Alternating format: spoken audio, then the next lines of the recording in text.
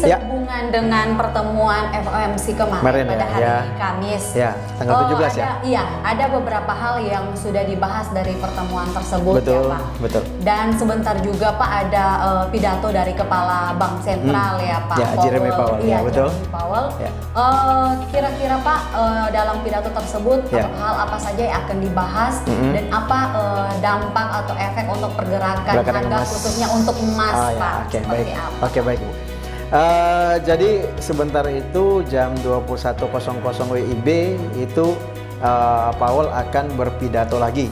Setelah kemarin itu bulan kemarin tanggal 27 Agustus tahun 2020 beliau juga melakukan pidato ya. Jadi ini pidato lanjutan daripada pidatonya pada tanggal 27 Agustus dan memang ada hubungannya dengan pertemuan daripada FOMC yang sudah dilangsungkan kemarin ya tanggal 17 September.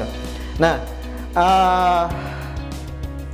untuk pidato dari Powell itu saya rasa masih tetap akan berbicara tentang kebijakan moneter, Bu. Kebijakan moneter. Jadi untuk kebijakan fiskal, untuk untuk rate daripada US dollar, kemudian juga masalah tenaga kerja tentunya itu yang pasti masih akan menjadi menjadi catatan atau jadi PR untuk pemerintah Amerika Serikat sekarang dalam perbaikan ekonomi agar supaya bagaimana US dollar ini bisa menguat kembali. Karena kan memang termasuk karena adanya COVID juga ya yang membuat negeri Paman Sam ya kemarin itu juga ekonomi sempat drop. Sempat drop apalagi di bidang tenaga kerja, Ibu.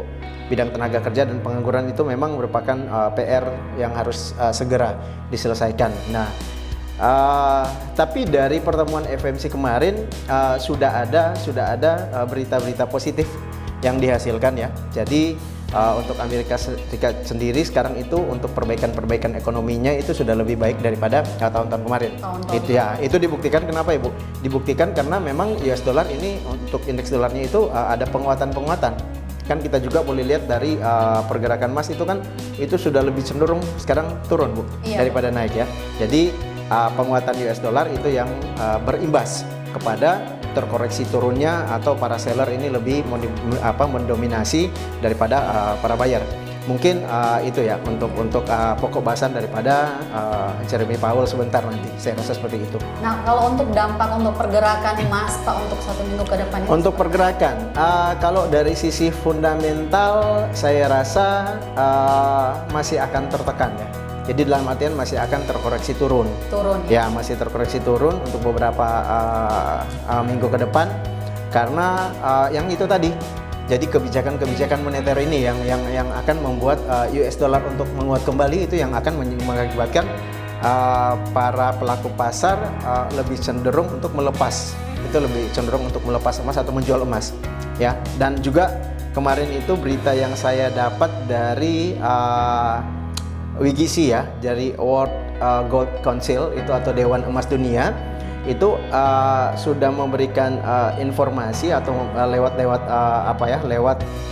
kepala hubungan bank sentral daripada Dewan Emas Dunia itu Shao Kai Fan itu mengatakan bahwa permintaan daripada bank sentral untuk emas itu perlahan-lahan menurun hingga 2020 sekarang. Jadi ada match ya Bu, ada match antara penguatan Amerika dengan kebijakan moneter yang dikeluarkan lewat pidato juga nanti sebentar pasti akan dipublish oleh Powell dan sementara dari Dewan Emas Dunia juga menyatakan bahwa permintaan daripada bank sentral ya untuk permintaan emas itu sudah semakin sudah semakin menurun tapi menurun masih sudah menurun ya untuk permintaannya. Jadi saya rasa itu korelasinya, itu hubungannya antara nanti pidato daripada Powell sebentar. Oke. Nah, dari sisi kalau kita lihat dari sisi teknikal memang pergerakan emas ini masih volatil dalam artian belum ada satu arah, belum ada one way dia bergerak. Dia tetap masih ada koreksi turunnya, masih ada reboundnya, masih ada koreksi turunnya, masih ada reboundnya. Tetapi overall secara umum movementnya down. Karena kenapa? resisten yang sudah ditinggalkan itu belum break ya, bukan tidak break tapi belum break kembali untuk menguat, untuk dia naik, tapi masih cenderung volatil, tapi volatilnya masih mengarah turun. Dan kalau untuk range-nya, kalau kita bahas range-nya Mas dalam beberapa hari ke depan atau dalam minggu ke depan itu, untuk range-nya topnya itu masih berada di kisaran 1960-an untuk topnya, untuk middle ya, short middle-nya. Sementara untuk bottomnya itu masih berada di level 1930-an. Jadi untuk short middle ini masih akan bervolatil di antara range 1930-an sampai 1960-an. Kalau memang ada pergerakan strong, jika memang strong, untuk middle longnya itu bisa sampai kembali ke 1980 untuk topnya, sementara untuk bottomnya bisa mencapai 1900 kembalian. Yang kemarin ya low ya, hampir menyentuh 1900 kemarin. Jadi untuk middle longnya 1900 sampai 1980, sementara untuk shortnya itu range-nya masih berada di 1930 untuk bottom dan 1960 untuk topnya. Mungkin itu yang bisa saya bagi untuk teknikal Ibu Krista. Ya, oke, terima kasih Pak untuk teknikal analisa juga yang sudah sama-sama Ibu.